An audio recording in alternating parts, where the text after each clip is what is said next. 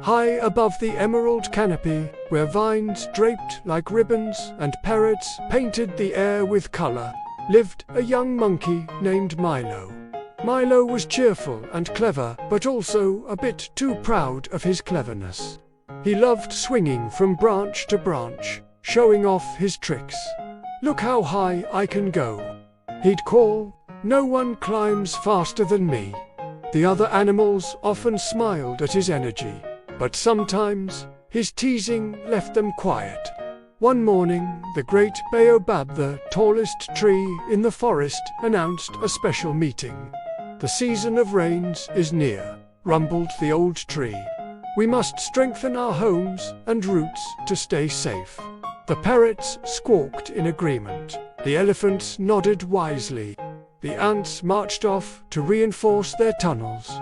Everyone had a task, everyone except Milo, who was too busy juggling mangoes and giggling. "Shouldn't you be helping?" asked Tamba the toucan. "I'm fast," said Milo. "I'll do it later. You slowpokes can start without me." As the day passed, the sky darkened. Fat drops of rain began to fall. The forest hurried to prepare, except for Milo, who still danced on the branches. When the wind began to howl, he finally looked down.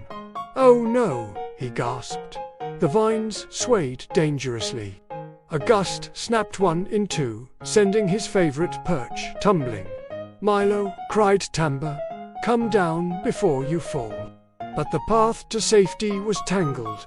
The rain had loosened branches, and Milo slipped. With a frightened yelp, he clung to a thin limb that bent under his weight. Below, the forest came alive. The elephants steadied tree trunks with their strong trunks. The beavers reinforced the riverbank to slow the flood. Even the tiny ants formed bridges between roots to carry leaves to shelter. Tamba flew up through the rain, flapping hard. "Grab on," she shouted, offering a sturdy vine. Milo hesitated. "But I teased you all," he said. "Why would you help me?" "Because respect means caring, even when others forget to," Tamba replied. Milo reached, trembling, and Tamba guided him to a wide branch.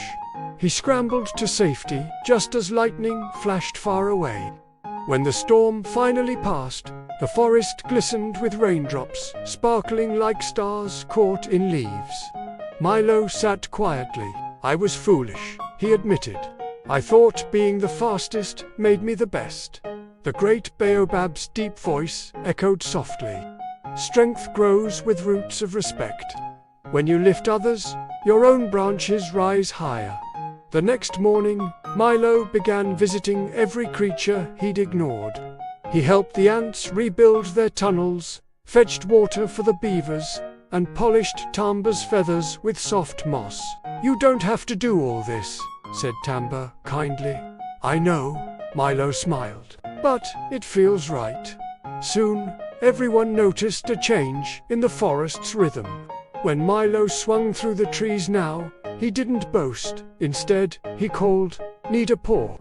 During the next storm, Milo was the first to tie vines and secure nests. And when thunder rolled, he was no longer afraid, for he knew that respect built bridges stronger than any branch. From that day on, the animals called him Milo the Mindful. And his laughter became the forest's favorite sound, not because it was the loudest, but because it was kind.